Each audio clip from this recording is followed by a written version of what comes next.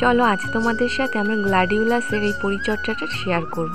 গাছে প্রচুর পরিমাণে ফুল পেতে হলে আগে আমাদের গাছটাকে রেডি করতে হবে।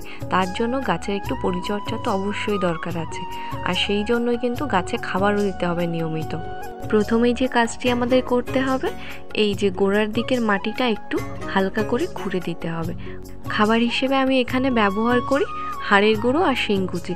সপ্তাহে একদিন করে খাবারটি আমি গাছে দিয়ে থাকি। এটা ছাড়াও যদি তোমরা অন্য কোনো খাবার দিতে চাও তাহলে মিক্স যে খাবারটা নার্সারি কিংবা সারের দোকানে পাওয়া যায় সেটা কিনে এনেও কিন্তু দিতে পারো।